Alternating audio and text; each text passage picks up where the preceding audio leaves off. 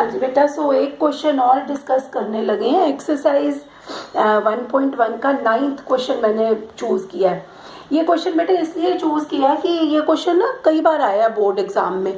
इस एक्सरसाइज में 4-5 क्वेश्चन ऐसे इंपॉर्टेंट हैं जो फ्रीक्वेंटली एग्जाम में आते रहते हैं। तो बेटा स्टेटमेंट इसकी ये है कि हमें शो करना है कि the relation R in this set. अब इसमें ये ए सेट गिवन है हमें, ठीक है, this is our A set. तो हमें शो करना है कि इस ए सेट के ऊपर ये जो रिलेशन बेटा गिवन है ना, R is equal to A B, A minus B mod is multiple of 4। तो हमें शो करना है ए सेट पर this relation is an equivalence relation. अच्छा, अब बेटा इसमें आप देखोगे ना ध्यान से, तो जो ए सेट है, तो सबसे पहले तो आप खुद ही सोच कर देखो कि ये फाइनाइट सेट है कि इनफाइनाइट।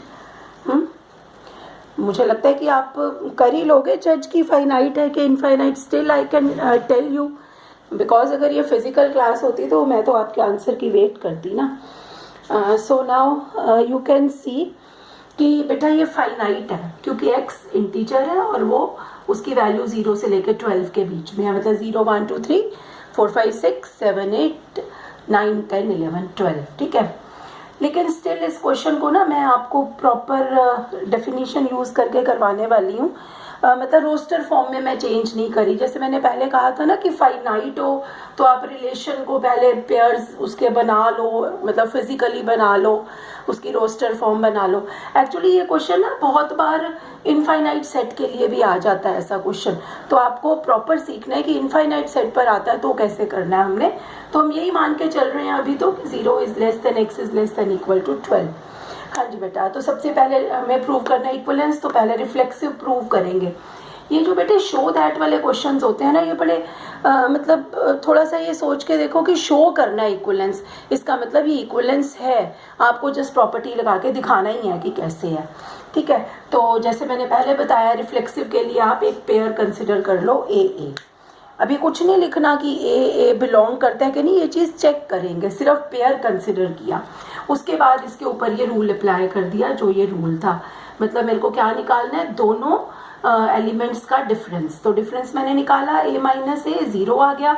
तो 0 तो हर एक का ही मल्टीपल होता है, तो वो 4 का भी मल्टीपल होगा, ठीक है। दैट मीन्स कि ये जो हमारा पेयर है ए ये इस कंडीशन को पूरा करता है, ए माइनस बी वाली कंडीशन को। इसका मतलब A belongs to R, therefore R is reflexive. उसके बाद सिमेट्री के लिए बेटे जैसे हम हमेशा करते हैं, एक पेयर हमने ले लिया ए बी, ठीक है। अब इसके ऊपर क्योंकि ये ए बी आर को बिलोंग करता है, तो अगर आर को बिलोंग करता है तो ये वाली कंडीशन इस पे अप्लाई होगी ना। What is the condition, A minus B mod is multiple of 4। Now because A B belongs to R, so A minus B mod is a multiple of 4। अच्छा, लेकिन सिमेट्री में मुझे प्रूव क्या करना है, बी ए, तो मैं ना इनको इंटरचेंज कर दूंगी, बी इधर है इधर। अब अगर a माइनस बी बेटा 4 का मल्टीपल है तो b माइनस ए भी 4 का ही मल्टीपल होगा। रीजन देखो क्या, जैसे मैंने एक एग्जांपल से आपको प्रूव मतलब समझा रही हूँ। अगर बेटे मैं 5 माइनस 3 का मॉड निकालूं 2 आएगा, लेकिन अगर मैं 3 माइनस 5 का मॉड निकालूं तो भी तो 2 आएगा ना। यहाँ पे -2 होगा, -2 का मॉड इज 2। इसका मतलब कि a माइनस बी मॉड लिखें या b माइनस ए मॉड लिखें, it is one and the same thing. तो a माइनस बी मॉड की जगह मैंने b माइनस ए मॉड लिख दिया, ठीक है। So b minus A mod is multiple of 4 means ba belongs to r। So this will happen for every a b belonging to a। कोई भी मैं एलिमेंट इसमें से कोई भी नंबर ले लूँ वो ये कंडीशन सेटिस्फाई करेगा। सो बेटा देयरफॉर r इज सिमेट्रिक। वो यहाँ पे लिखना मिस हो गया, r इज सिमेट्रिक, ठीक है। उसके बाद थर्ड कंडीशन आ गई ट्रांजिटिविटी। ट्रांजिटिविटी के लिए बेटा दो पेयर लिए, A B belongs to R and B C belongs to R, ठीक है। Now A B belongs to R means A minus B is a multiple of 4, B minus B C belongs to R means B minus C is multiple of 4, ठीक है। अब a minus B mod अगर 4 का multiple है तो that means ये 4 का कोई ना कोई मल्टीपल मीन्स कि मैं कोई इसको सपोज कर लो k1 कोई कांस्टेंट है, तो मैं a माइनस बी मॉड को लिख सकती हूँ 4 इंटू k1। सिमिलरली मैं b माइनस सी मॉड को भी लिख सकती हूँ 4 इंटू k2, ठीक है। फिर k1 k2 आर कॉन्स्टेंट्स। अब मैंने क्या किया, यहाँ से मॉड रिमूव करना है। यहाँ से मैंने मॉड रिमूव किया, तो जब मैं मॉड रिमूव करूँगी ना बेटा प्लस माइनस आ जाएगा, बिकॉज मॉड पॉजिटिव है तो हो सकता है ये पॉजिटिव हो या नेगेटिव हो, दोनों में ही मॉड पॉजिटिव आता है. So a minus B is plus minus 4k1, b minus C is again plus minus 4k2. अब मुझे बेटे ट्रांसिटिविटी प्रूव करने के लिए मुझे क्या चाहिए, ए और सी का रिलेशन चाहिए, ए और सी का. तो मैं क्या करूँगी, इन दोनों को ऐड कर दूंगी. जब मैं इनको ऐड करूँगी ना बेटे क्या होगा, बी कैंसिल हो जाएगा, मेरे पास आ जाएगा लेफ्ट साइड पे ए माइनस सी, और राइट साइड पे देखो क्या आएगा, प्लस माइनस 4 बेटा कॉमन आ जाएगा, ब्रैकेट में आएगा k1 plus k2. This means a minus C is equal to plus minus 4 k1 plus k2 which is a multiple of 4. क्योंकि 4 बाहर आ रहा है तो ये क्वांटिटी कुछ भी हो, अल्टीमेटली ये 4 का मल्टीपल ही बनने वाली है. ठीक है, that means R is transitive. इसमें थोड़ा 1-2 स्टेप और ऐड करने चाहिए हमें कि this means magnitude of a minus C is multiple of 4. ठीक है, फिर एक स्टेप और आना चाहिए which implies it is A C belongs to R, कि अब ए सी आर को बिलोंग करता है, देयरफॉर आर इज ट्रांजिटिव. अब आर हमारा रिफ्लेक्सिव भी है, आर सिमेट्रिक भी है, आर ट्रांजिटिव भी है, which shows that R is an equivalence relation. अब बेटे इस क्वेश्चन के ना एक्चुअली 2 पार्ट्स थे. जो इसका सेकेंड पार्ट था उसमें एक अलग रिलेशन दिया हुआ है, मतलब ए तो वही रहना है जो हमें दिया हुआ है क्वेश्चन में, दैट इज द ए हमारा यही रहेगा. ठीक है, लेकिन जो ये पार्ट 1 था ना, अब ये हमारा चेंज हो गया, और पार्ट 2 की स्टेटमेंट इसको मैं अभी कर दे, नहीं अभी लिखा रहने दो, बिकॉज ये हमें आगे यूज करना पड़ेगा. ठीक है बेटे, अच्छा अब देखिए आप, ये हमारा सेकेंड पार्ट है, इसको भी हमने इक्विवेलेंस शो करना है. अच्छा अब ये आसान है क्वेश्चन बहुत, इसका ऑपरेशन देखो ना आप, what is the operation, A is equal to B, simple. ठीक है, तो रिफ्लेक्सिव कैसे होगा, मैंने एक पेयर ले लिया ए, कंसिडर किया पेयर ए. तो अब ये रूल अप्लाई करके देखते हैं ए पर पॉसिबल है कि नहीं. तो बेटा it is always true, A equal to A है ना, जैसे यहाँ इक्वल टू बी है तो बी की जगह ए है. A equal to A implies A belongs to R, for every A belonging to A therefore R is reflexive. ठीक है, क्योंकि हर एलिमेंट बेटे अपने आप के इक्वल तो होता ही है ना, so the element is related to itself. Symmetry में बेटे देखो क्या होगा, let A B belongs to R. अब ए बी आर को बिलोंग करता है तो इसकी कंडीशन सेटिस्फाई करेगा. So A B belongs to R means A equal to B, A equal to B means B equal to A, है ना. अगर ए बी के इक्वल है तो बी भी ए के इक्वल है, that means B A belongs to R. तो A B belongs to R means B A belongs to R, therefore R is symmetric. उसके बाद बेटा ट्रांजिटिव. देखो ट्रांजिटिव में क्या, फिर वही मैंने 2 पेयर लिए A B and B C, और मुझे चेकिंग किसकी करनी है, ए सी की. ठीक है, तो A B belongs to R means A equal to B, B C belongs to R means B equal to C. अब इन दोनों को मैंने कंबाइन करना है.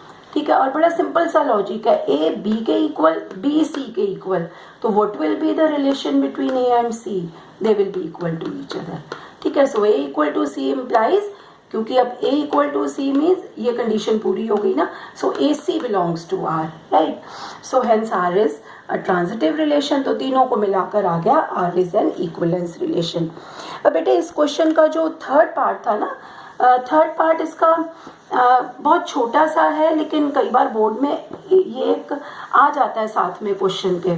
ठीक है, अब देखो वो क्या कह रहे हैं थर्ड पार्ट में, कि आपने क्या करना है, पहले फर्स्ट रिलेशन की मैं बात कर रही हूँ, आपने वो सेट ऑफ नंबर्स लिखना है जो रिलेटेड टू 1 होगा अकॉर्डिंग टू फर्स्ट रिलेशन. ये फर्स्ट वाला पार्ट है. ठीक है, इसकी बात कर रही हूँ मैं. तो वो सारे नंबर्स का सेट लिखो जो 1 से रिलेटेड है इस रूल के अकॉर्डिंगली. ठीक है, अब ध्यान रखना इसमें कौन कौन से एलिमेंट है, 0 1 2 3, मतलब इसमें कौन से एलिमेंट्स हैं एक सेट में, हम यहाँ लिख ही लेते हैं ताकि हमें थोड़ा सा इसको समझना आसान हो. ये बेटे मेरे ए सेट के एलिमेंट्स हैं 8 9 10 11 एंड 12. ठीक है, अब मेरे को क्या करना है, 1 से रिलेटेड मैं इसमें से ढूंढती जाऊंगी नंबर. 1 से रिलेटेड जब मैं नंबर ढूंढूंगी ना, तो बस मेरे को देखना है कि उनके डिफरेंसेस का मॉड 4 का मल्टीपल हो तो वो इसके साथ रिलेट हो सकता है. सबसे पहले 0. ठीक है, नाउ 1 से देखना है हमने, 1 माइनस 0 इज 1, 4 का मल्टीपल नहीं है, उसको छोड़ दो. 1 minus 1 is 0, 0 is multiple of 4, इसका मतलब ये वाला 1 इस 1 से अटैच्ड है, तो इस सेट में 1 आ गया, ठीक है। देन 1 माइनस 2 इज -1, छोड़ो 4 का मल्टीपल नहीं है। 1 माइनस 3 -2, 4 का मल्टीपल नहीं है। 1 माइनस 4 -3, 4 का मल्टीपल नहीं है। But what is 1 minus 5? It is -4, -4 का मॉड लोगे तो 4 आएगा, तो वो 4 का मल्टीपल हो गया। तो इसका मतलब 1 के साथ 1 रिलेटेड है, 1 के साथ 5 रिलेटेड है।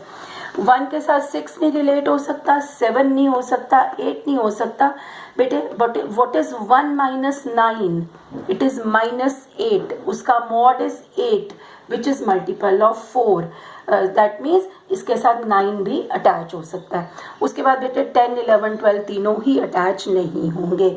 सो that means the set of numbers related to 1 are 1, 5 and 9। मतलब कौन कौन से पेयर्स रिलेट हुए? मेरे पास रिलेट हुए पेयर, एक मेरा बना 1, 1, 1, 5 और 1, 9। उन्होंने सिर्फ कहा था कि जो 1 से नंबर रिलेट होते हैं वो आंसर में लिखो। तो नंबर बेटे कौन कौन से रिलेट हुए? 1, 5 एंड 9, वो मैंने तीनों लिख दिए, ठीक है। सिमिलरली सेकेंड पार्ट में भी हमें सेम करना है। ये जो सेकेंड पार्ट ये हमने अभी किया कि set of numbers related to 1, ये तो बहुत सिंपल है। देखो इसमें क्या रिलेशन है, a इक्वल टू बी। वो नंबर लो 1 के साथ जो इक्वालिटी वाला रिलेशन सेटिस्फाई करते हैं, तो वो तो एक ही नंबर होगा 1। कोई भी नंबर और 1 के इक्वल थोड़ी ना है ना, एक ही नंबर है 1। सो इसके सेट में एक ही एलिमेंट आएगा, मतलब इसका एक ही पेयर बनने वाला है 1, 1। तो 1 उसके साथ रिलेट हो गया, ठीक है बेटे। तो इस तरह से क्वेश्चंस अटेम्प्ट किए जाते हैं इसके इक्वलेंस के। तो मेरे ख्याल से अब आप इस एक्सरसाइज को करने के लिए थोड़े से प्रिपेयर्ड होगे। तो मैं आपको असाइनमेंट गूगल क्लासरूम में जो भेजूंगी उसमें बता दूंगी कि आपने कौन कौन से क्वेश्चंस आज कंप्लीट करने हैं। थैंक यू बेटा।